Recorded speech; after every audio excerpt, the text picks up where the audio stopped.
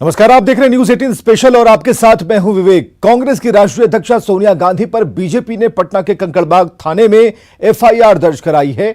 BJP के पूर्व media प्रभारी पंकज सिंह ने एफआईआर दर्ज कराया है।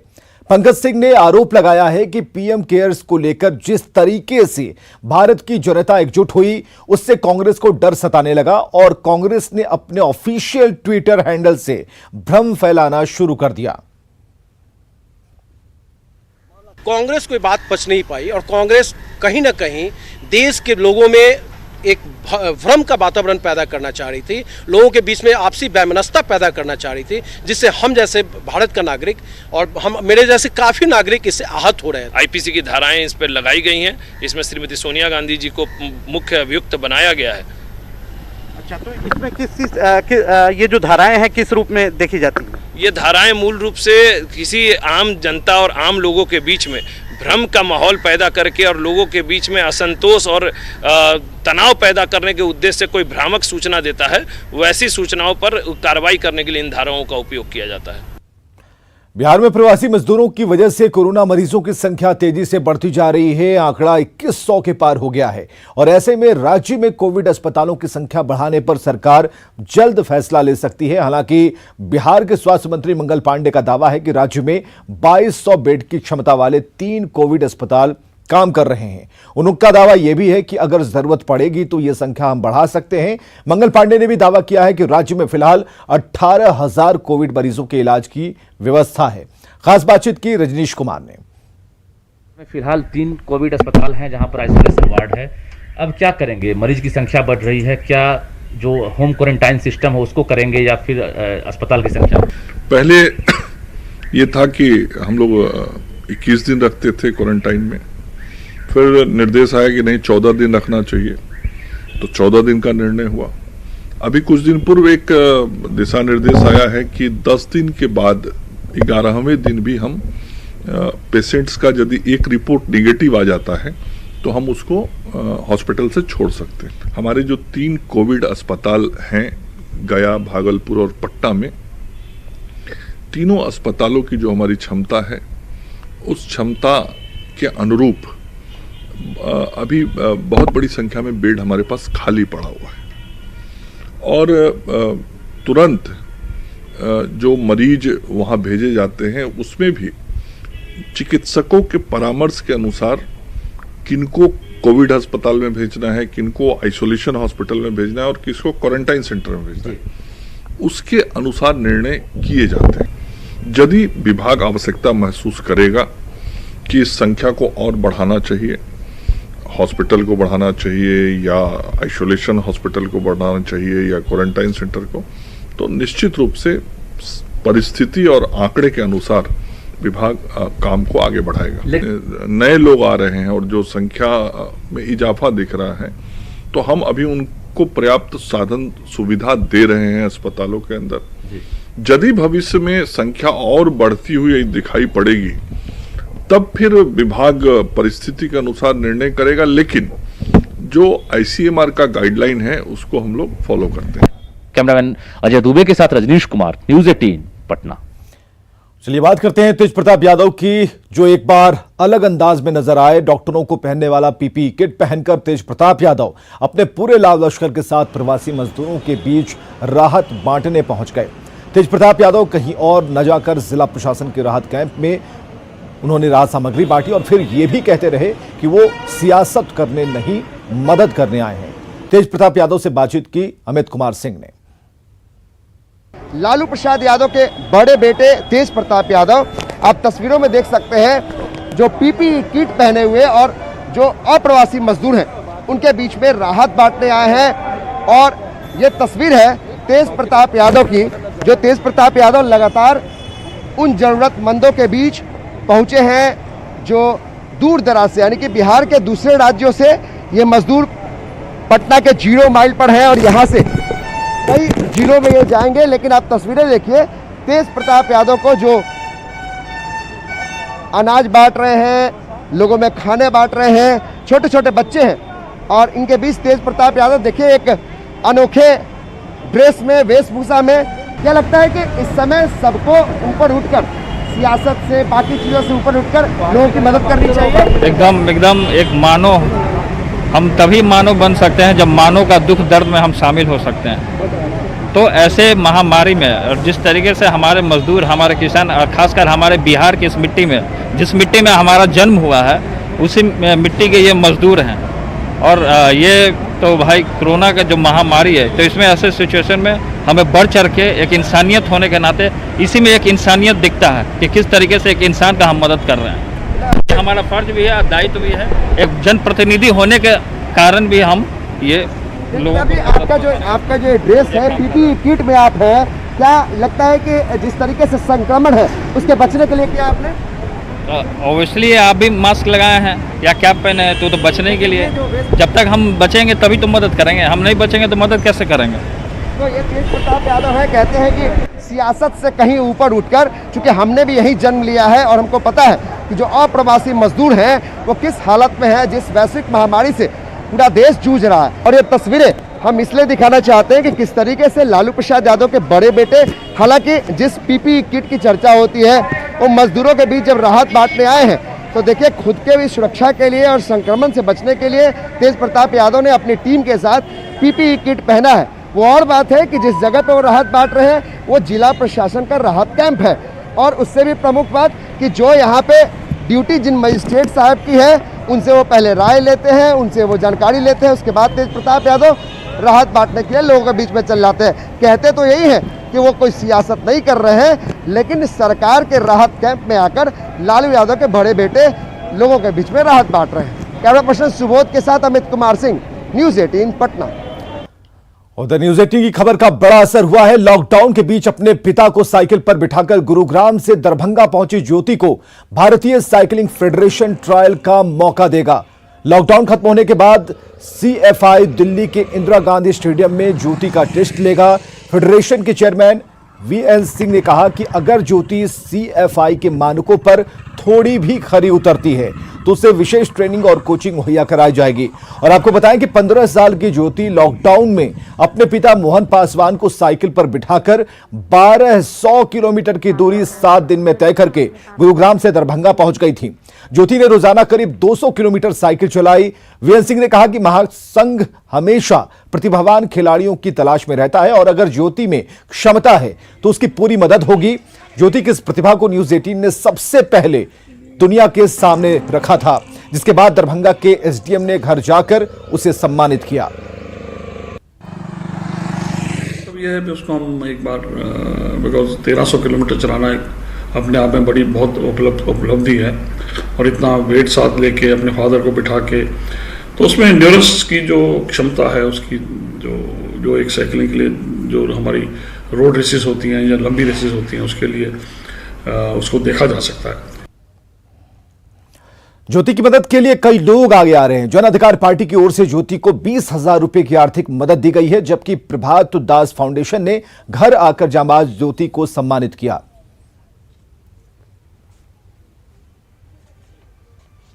के माध्यम से मैं कहना चाहता हूं कि उन्होंने इस बेटी का नाम बिहार की झांसी की रानी का नाम दिया उन्होंने, और ये कहा है कि जब भी वो दिल्ली से आएंगे उनसे आके मिलेंगे।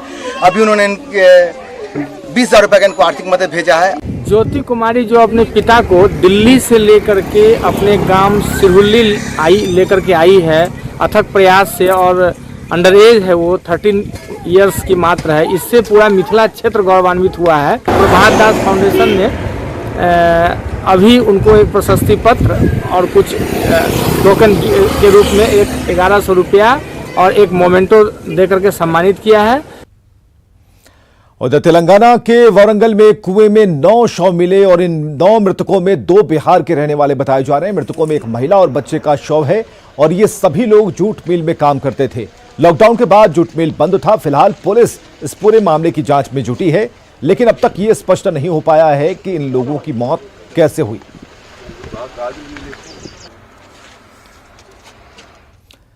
वैशाली के सहदेई में प्रवासी मजदूरों ने BRC भवन में हंगामा किया है। हंगामा कर रहे मजदूरों ने बांस बल्ली से किए गए घेरेबंदी को तोड़ा है। मजदूरों का आरोप है कि क्वारंटीन सेंटर पर उनके खाने पीने की कोई भी व्यवस्था नहीं की गई। हंगामे की सूचना के बाद पहुंची पुलिस ने समझा बुझाकर इस मामले को शांत करवाया।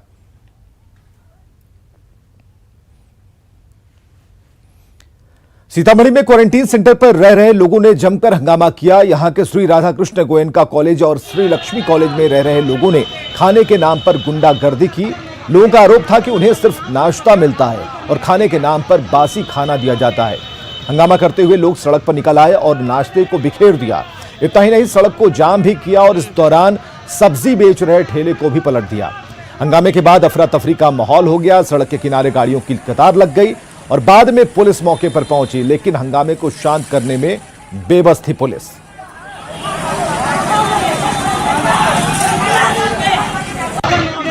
खाना सही से नहीं मिलता है आप लोग? नहीं, नाश्ता लंच कुछ भी नहीं किए। कुछ नहीं किए। आज से ये परेशान है, वादा किया रात को खाना किया था, आज नहीं मिला। 4 दिन से बहुत दिक्कत है। 4 दिन से खाना दाना भी नहीं मिलता है हम लोग को। भूखे मार रहा है। सुनते कहते प्रशासन को दुकान आए होगा।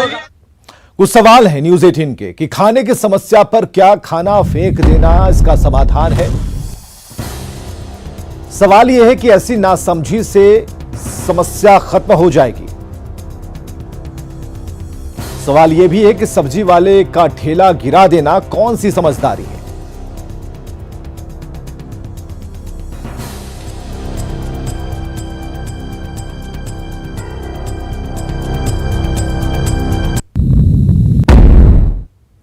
खतरनाक कोरोना वायरस से सोशल डिस्टेंसिंग और मास्क सैनिटाइजर जैसे सुरक्षा के उपाय ही आपको बचा पाएंगे, लेकिन इसके बाद भी जो लोग हैं पालन नहीं कर रहे इसका।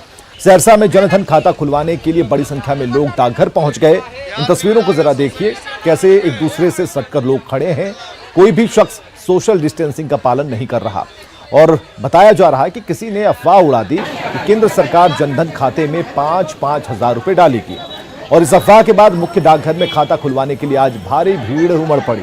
इस भीड़ को कंट्रोल करने के लिए कोई पुलिस और प्रशासन का व्यक्ति पहल करता नहीं दिखा। हम लोग दिक्कत में हैं।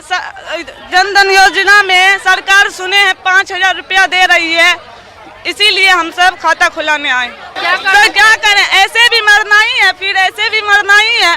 कष्ट तो बहुत हो रहा है सर, फिर भी सरकार ऑर्डर किए हैं तो आना तो पड़ेगा ही खाता खुलाने के लिए सर। और यह हाल सिर्फ सहरसा में ही नहीं है। कल कुछ इसी तरह की तस्वीरें भागलपुर से भी आई थी, जहां डाकघर के जो बाहर भारी भीड़ इकट्ठा हो गई थी।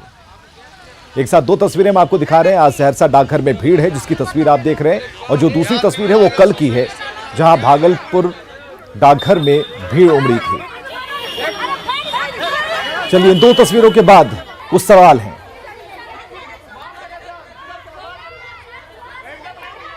इन 2 तस्वीरों के बाद अब कुछ सवाल हैं। सवाल यह है कि अफवाह, इस तरह का जो अफवाह है, कौन फैला रहा है? कौन फैला रहा है इस तरह के अफवाह? यह सवाल है कि सरकार क्यों नहीं कार्रवाई कर रही है? डाकघर के पास पुलिस की तैनाती क्यों नहीं की गई है?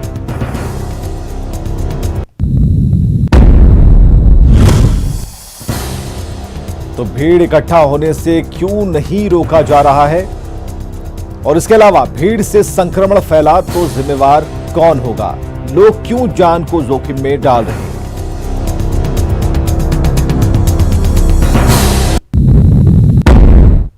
औरंगाबाद में पीडीएस डीलरों ने एसएफसी की कारगुजारियों के खिलाफ मोर्चा खोल दिया है। डीलरों ने प्रतिमाह 2700 क्विंटल चावल की घपलेबाजी का आरोप लगाते हुए हड़ताल पर जाने की चेतावनी दी है। औरंगाबाद के पीडीएस डीलर एफएससी के रवैये से नाराज हैं। इनका आरोप है कि जिला प्रबंधक के इशारे पर डीलर्स को कम अनाज दिया जाता है। किसी भी बोरे का वजन 100 किलो नहीं होता, जबकि बोरे के वजन से कुल 101 किलो 500 ग्राम अनाज उन्हें मिलना चाहिए, पर ऐसा नहीं होता। इस बार डीलर्स ने परेशान होकर आर पार की लड़ाई छेड़ दी है। हम लोग को सही वजन सही रेट मिले, हम लोग जनता में एकदम नेट रेट बांटेंगे और बांट रहे भी है। एफएससी के भ्रष्टाचार के खिलाफ हम लोग परसों जिला पदाधिकारी को आवेदन दिए थे। एसएफसी में बिना नंबर के, बिना टाइम के, बिना डेट के जो वहाँ उन लोग को चढ़ावा चढ़ाते हैं जिला प्रबंधक या उनके जो सहयोगी जो वहाँ के स्टाफ लोग हैं, वहाँ उन लोग के काम हो जाता है और बाकी सारा सिस्टम उसमें ध्वस्त करके मनमानी जो उन लोग के चढ़ावा चढ़ाता है उसका काम होता है। इस आरोप की सच्चाई जानने न्यूज़ 18 की टीम एफएससी के गोदाम पहुंची और डीलर्स के आरोप सच पाए गए।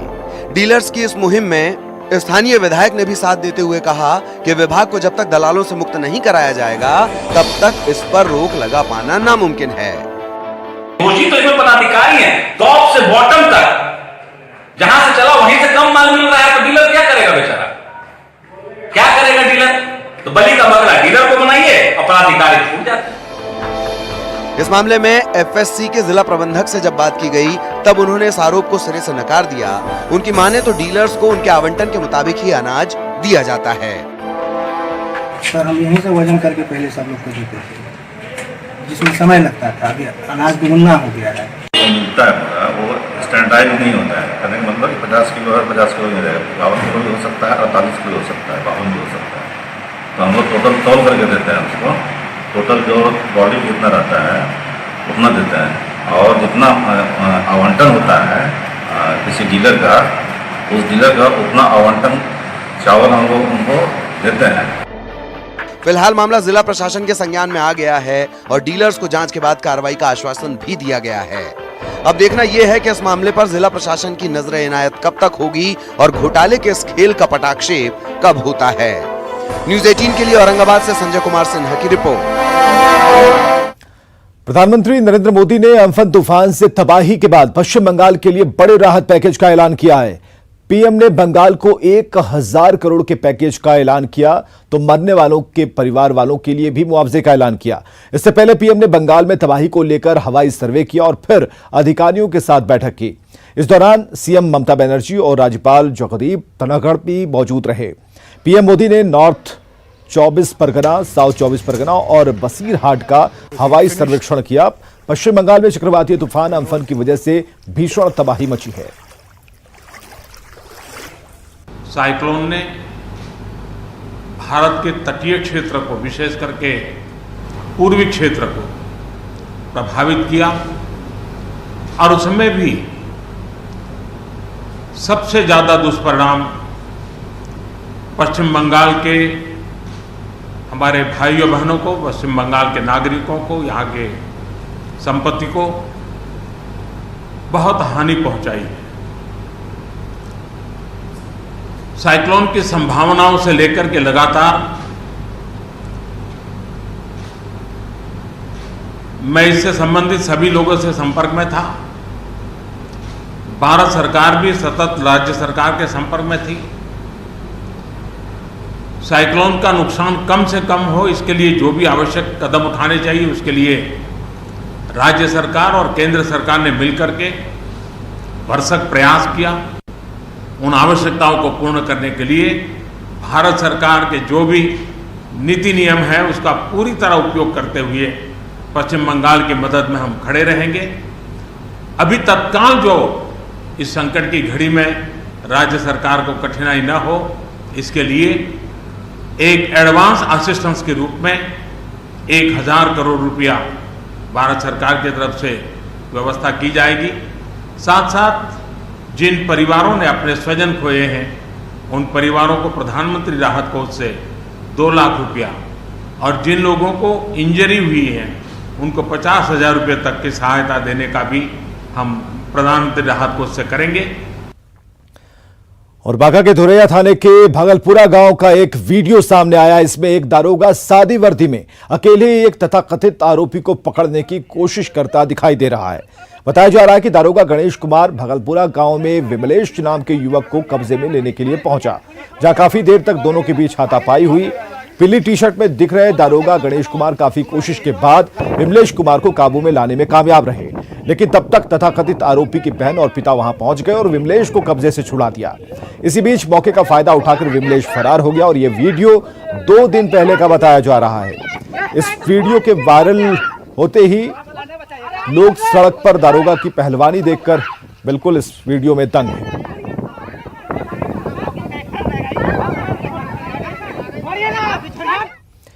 समस्तीपुर में भीड़ का एक बार फिर क्रूर चेहरा देखने को मिला है। चोरी के आरोप में एक युवक की हाथ पैर बांधकर पिटाई की गई है। मामला विभूतिपुर थाना क्षेत्र के विभूतिपुर गांव का है और बताया जा रहा है कि युवक गांव के ही सुशील सिंह नाम के शख्स का पर्स चोरी कर भाग रहा था। इसी दौरान सुशील सिंह के शोर मचाने पर ग्रामीणों ने उसे पकड़ लिया और फिर जमकर धुनाई हुई। चोरी नहीं कर लॉकडाउन में रोहतास से शर्मसार करने वाली घटना सामने आई है। क्वारंटीन सेंटर से भागकर 2 प्रवासी मजदूरों ने गैंगरेप की घटना को अंजाम दिया है। 19 साल की लड़की के साथ गैंगरेप के बाद इन लोगों ने उसका वीडियो भी बनाया। यही नहीं, इन हैवानों ने फोन कर अपने 4 अन्य साथियों को भी बुला लिया। ये चारों भी गैंगरेप की घटना में शामिल रहे। फिलहाल पुलिस ने 2 आरोपियों को गिरफ्तार कर लिया, जबकि 4 आरोपी अब भी फरार हैं। घटना के बाद से गांव में तनाव है। वहीं पुलिस मामले में कुछ भी कहने से बच रही है।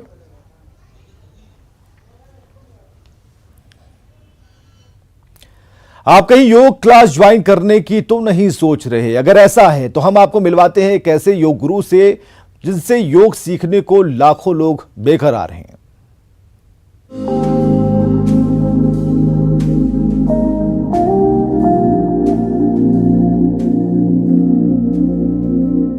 वाह भाई वाह, मजा ही आ गया।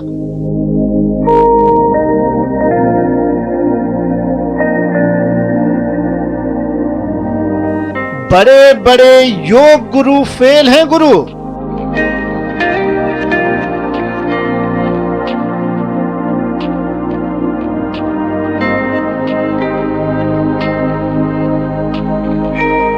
शरीर को लचीला कैसे बनाएं, बस इनसे सीख ही लीजिए।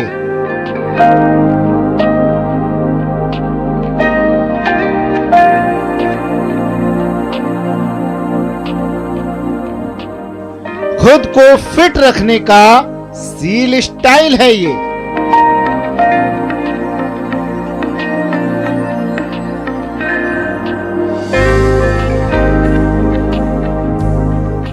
वजन घटाना हो, फुर्तीला बनना हो तो टेंशन मत लीजिए।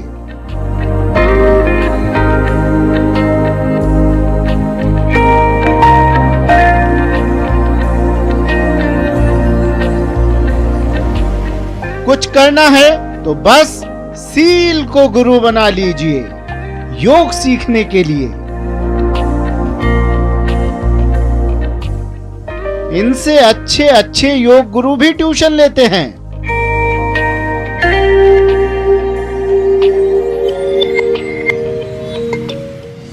इतना लचीला बदन कैसे बनाएं, राज पूछते हैं। जी हां, योग गुरु सील का ये वीडियो वायरल है।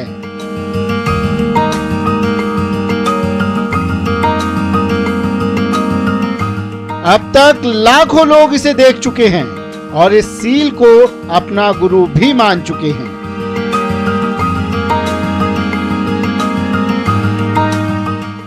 अरे भाई, वीडियो है ही इतना कमाल का।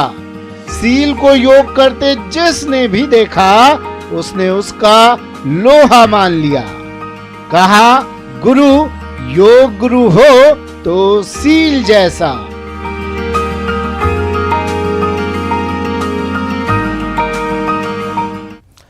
और खबरें लगातार जारी हैं, बने रहिए न्यूज़ 18 बिहार झारखंड।